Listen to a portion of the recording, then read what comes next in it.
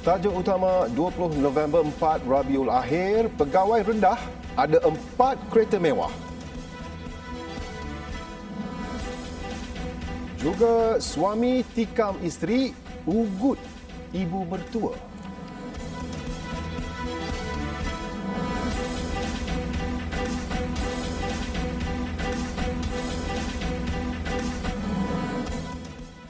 Bismillahirrahmanirrahim. Assalamualaikum warahmatullahi wabarakatuh. Berita Al-Hijrah malam ini bersama saya, Wan Kamarudin, Wan Ibrahim. 4 kereta mewah, Rolls-Royce Phantom, Mustang, Range Rover dan Audi dirampas dalam ops selat yang dijalankan Suruhanjaya Pencegahan Rasuah Malaysia SPRM, dan memetik Malaysia Gazette sebagai berkata, menurut sumber, kereta-kereta mewah itu digunakan oleh seorang pegawai immigration grade KP19 dan ia adalah di luar kemampuan beliau.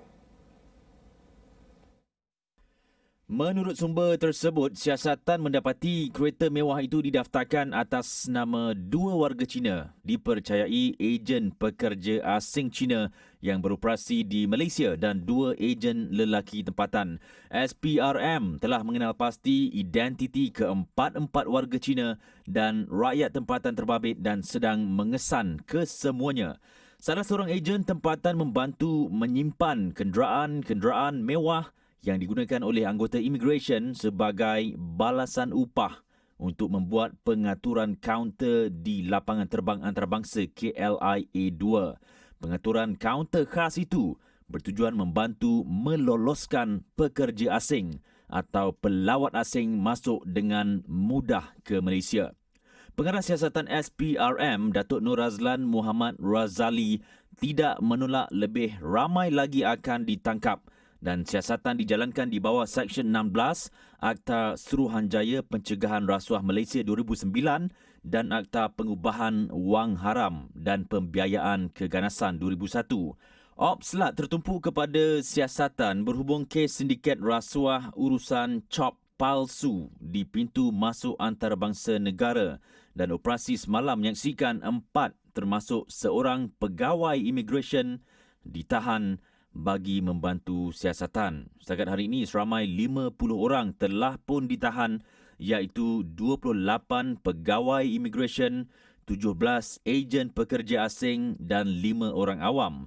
Selain itu, wang tunai lebih RM800,000, 26 kereta mewah dan 4 buah motosikal berkuasa tinggi telah dirampas yang mana nilainya tidak termasuk rumah, tanah, barangan kemas dan sebagainya. Dan ini pula gara-gara dipercayai tidak meminta izin untuk bekerja, seorang wanita ditikam suaminya. Dan kejadian berlaku di Kampung Iboy, Baling, Kedah. Ketua Polis Baling Superintenden Said Basri Said Ali berkata, wanita berusia 36 tahun bekerja sebagai operator kilang dirawat di Hospital Sultan Abdul Halim, Sungai Petani disebabkan kecederaan yang dialaminya itu. Dikatakan berlaku pertengkaran antara pasangan tersebut sebelum wanita itu ditikam dengan sebilah pisau sebanyak 2 kali di perut. Pertengkaran itu disedari ibu mangsa apabila terdengar perang mulut di luar rumah sebelum pintu dapur ditendang sehingga pecah dan berlaku pergelutan di dalam kediamannya. Ibu mangsa cuba menghubungi polis tetapi menantunya itu bertindak merampas telefon dan menghempas ke lantai sambil mengunggut mencederakannya. Selepas itu, lelaki berkenaan mengacukan pisau kepadanya dan menyebabkannya tidak berani melawan kerana bimbang keselamatan diri. Polis masih memburu lelaki berusia 33 tahun yang melarikan diri. Usaha mengesan lelaki berkenaan sedang dijalankan dan pihaknya percaya suspek masih berada di kawasan itu.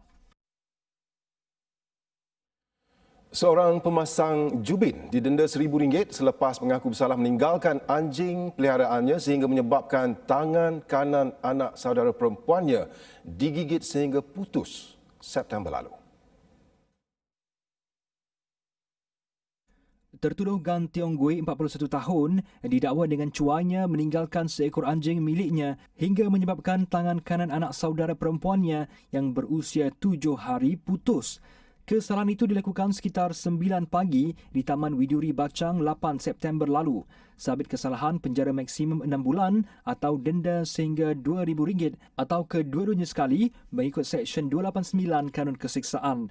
Mahkamah kemudian memerintahkan tertuduh membayar denda sebanyak RM1,000 atau 2 bulan penjara jika gagal bayar.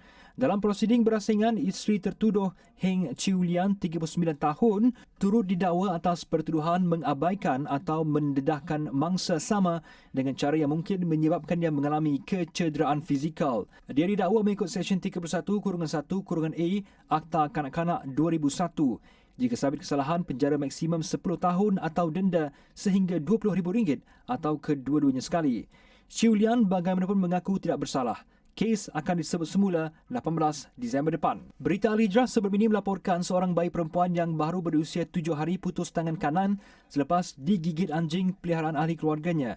Insiden berlaku ketika bayi yang berada di bawah jagaan ibu saudaranya ditinggalkan sebentar di ruang tamu berdekatan dengan pintu jeriji rumah, sementara wanita itu meninggalkannya seketika bagi mengambil air panas untuk memandikannya.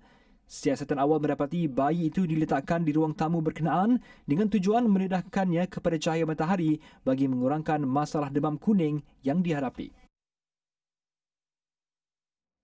Di Perak, gara-gara sebatang rokok, seorang peniaga kecil-kecilan dipenjara 24 bulan selepas mengaku bersalah mengugut adiknya Isnin lalu.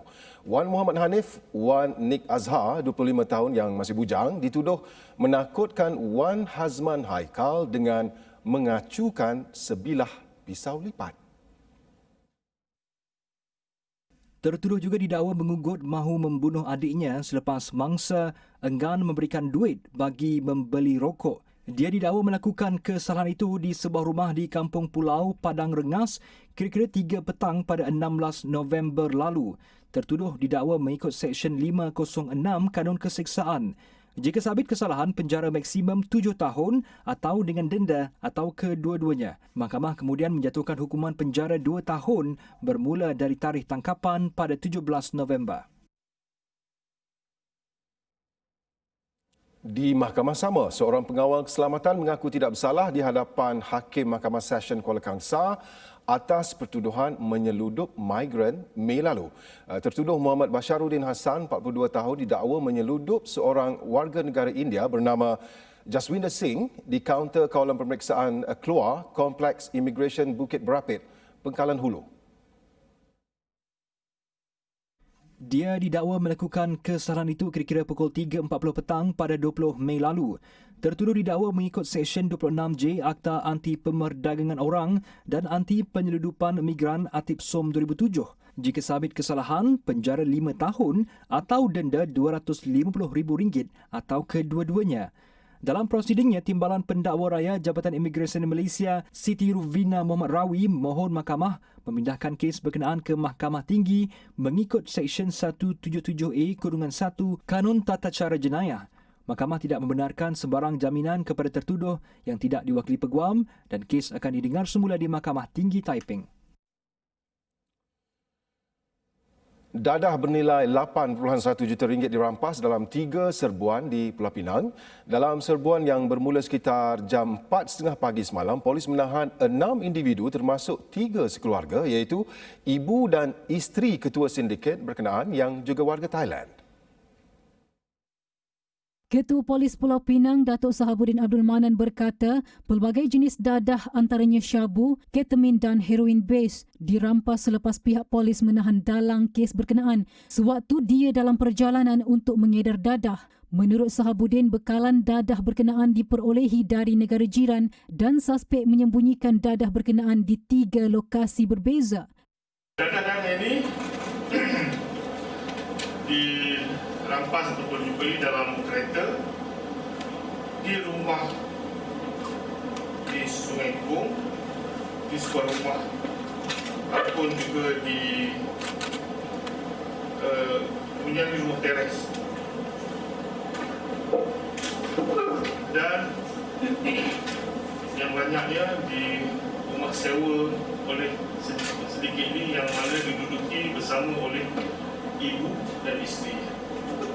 Dalam serbuan itu, polis turut merampas 3 buah kenderaan dan wang dianggarkan bernilai RM38,400. Kesemua suspek berusia antara 28 hingga 59 tahun daripada 5 warga tempatan dan seorang wanita warga Thailand itu direman selama 7 hari sehingga 25 November bagi membantu siasatan. 2 daripada suspek mempunyai rekod jenayah lampau. Selain itu, ujian saringan air kencing yang dijalankan ke atas 3 lelaki mendapati mereka positif metafetamin. Kes disiasat mengikut Seksyen 39B Akta Dadah Berbahaya 1952. Polis Selangor menerima 72 laporan polis palsu hanya sebab mahu mengelak membayar denda kehilangan kad pengenalan. Dan daripada jumlah itu, 5 kes sahaja diterima dalam tempoh minggu ini berbanding tahun lalu hanya 21 kes sahaja direkodkan. In fact, semalam pun kita dah terima, 2 hari lepas pun ada 2 lagi laporan palsu diterima.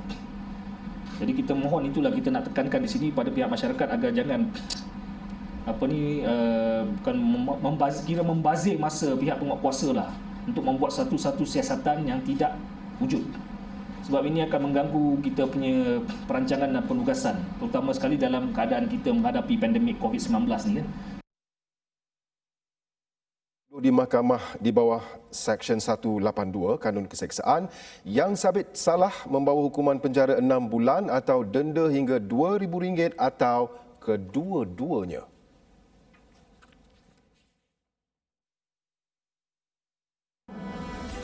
Baik, selepas ini rezeki kerang naik darat.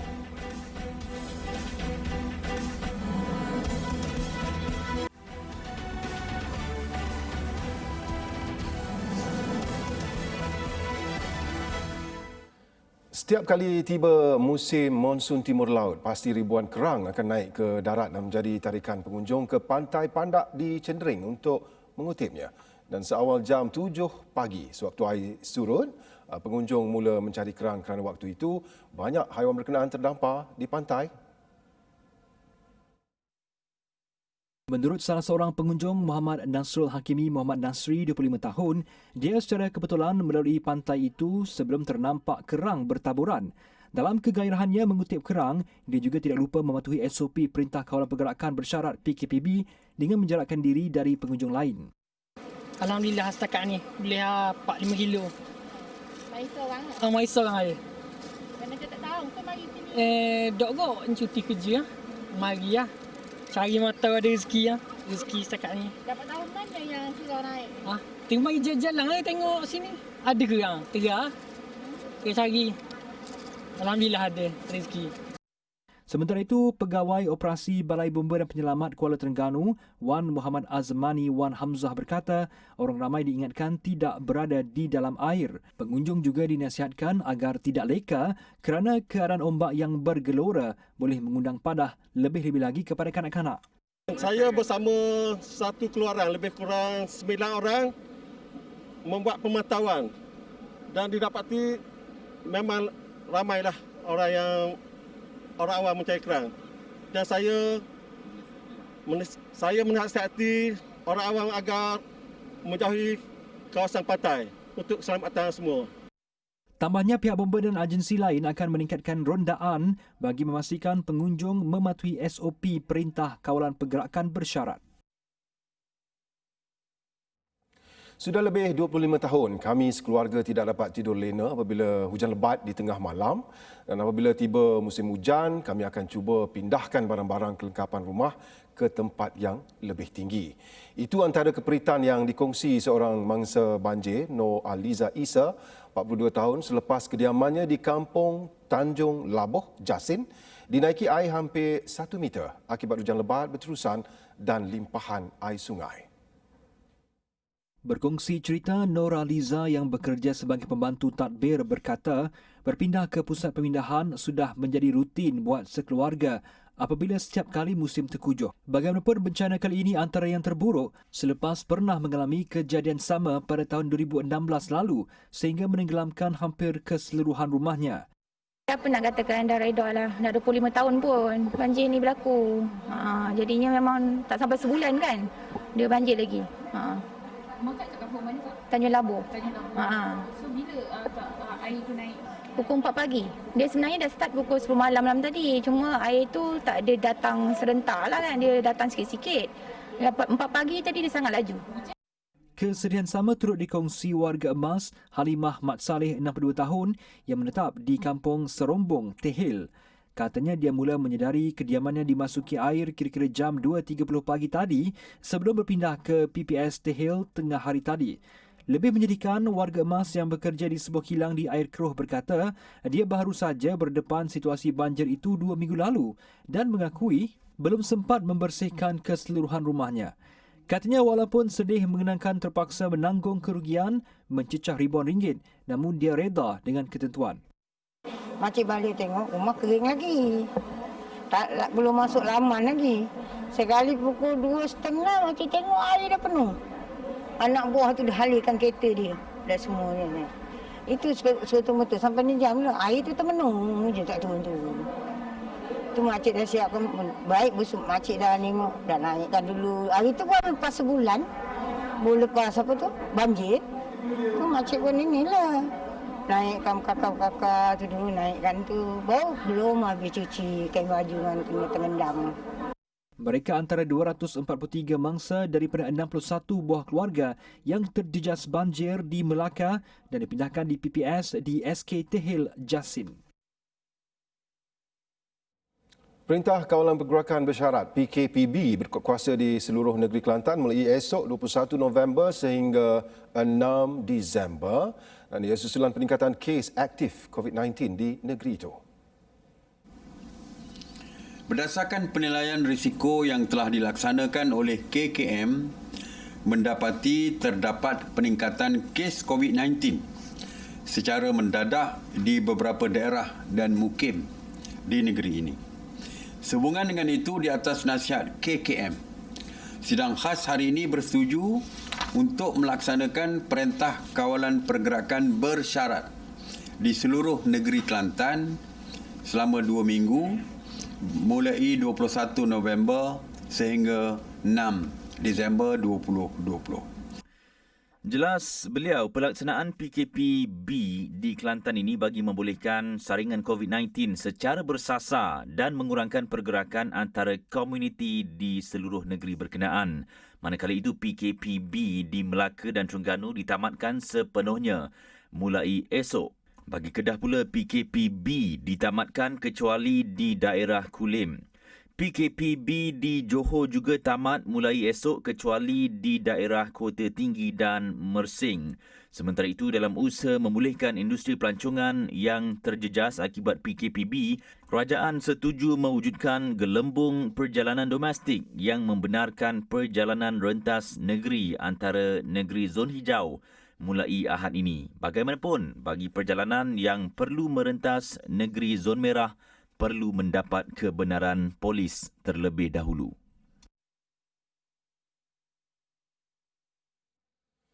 Dalam pada itu, mengulas mengenai peningkatan kes COVID-19 di Kelantan, Ketua Pengarah Kesihatan Tan Sri Dr. Nur Hisham Abdullah berkata ia berpunca daripada pergerakan individu dari zon merah ke negeri tersebut. Salah satu sebab jangkitan berlaku di negeri Kelantan ialah kerana kes-kes yang daripada zon merah ataupun daerah merah kembali ke negeri Kelantan dan membawa jangkitan tersebut. Jadi kita lihat kluster-kluster, contohnya kluster Ikhtisas, kluster Ceras, kluster Kaya dan sebagainya.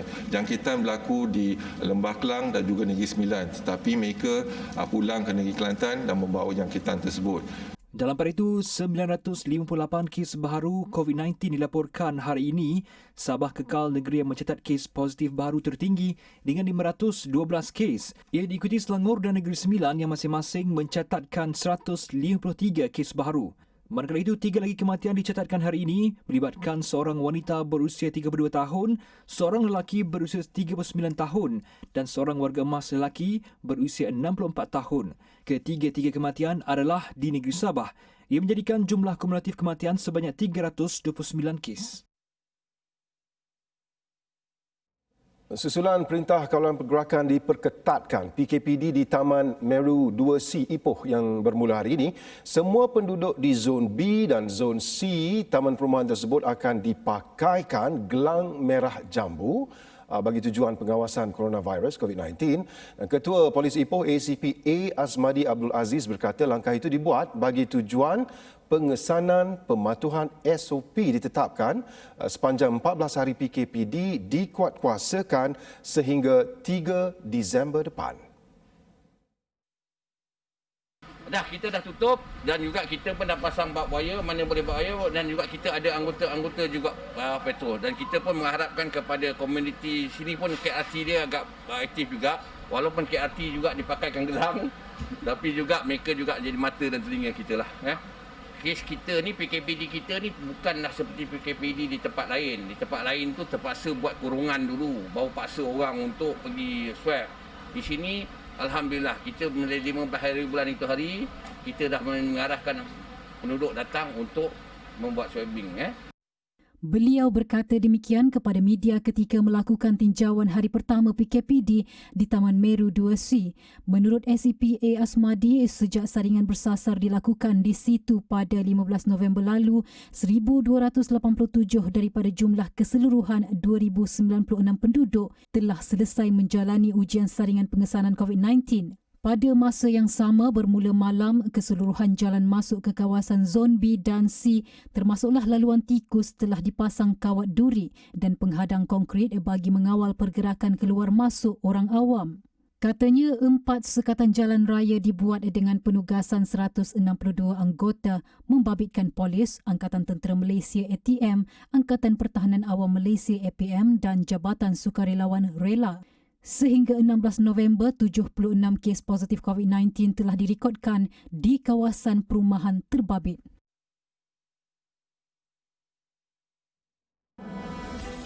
Donald Trump tetap ego.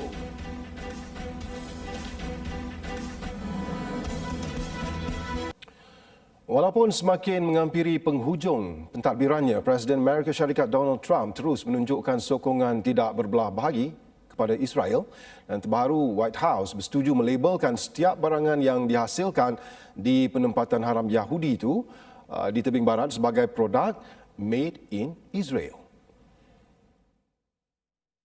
Persetujuan itu dicapai menerusi lawatan Setiausaha Negara Amerika Syarikat Mike Pompeo ke Bukit Golan hari ini.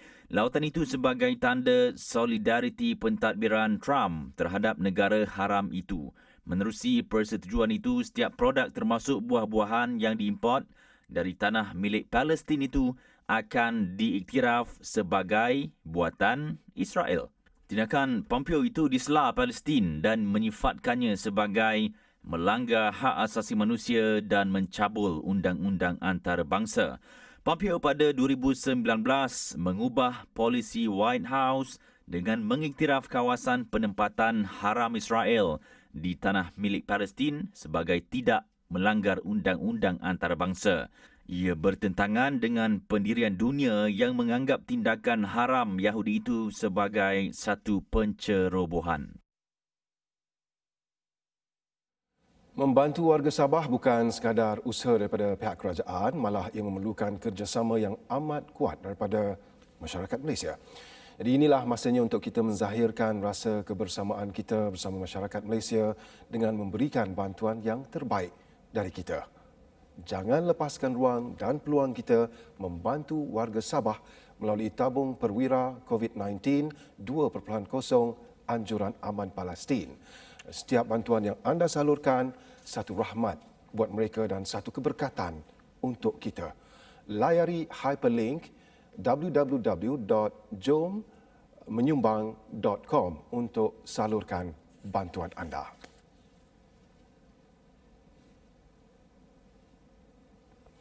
Dan luangkan masa sejenak ya untuk kita renung nasib sebahagian daripada kita yang cukup menderita akibat pandemik COVID-19. Di sama-samalah kita rasa keperitan hidup mereka yang tua, kanak-kanak, bayi dan yang cacat serta uzur. Hulurkan sedikit daripada rezeki kita untuk meringankan sedikit beban mereka. Sedekah pencetus barakah. Dan tren kes yang dilaporkan pandemik COVID-19 dilihat masih menular secara aktif dan dijangka akan berterusan untuk suatu tempoh masa yang agak lama. Ocean Relief Agency MRA Sabah merayu orang ramai untuk menyumbang menerusi tabung kecemasan UPS COVID-19 2.0 bagi meringankan beban mereka yang terjejas akibat pandemik itu. Hasil sumbangan untuk membantu mereka yang kehilangan sumber pendapatan, pekerjaan dan aset.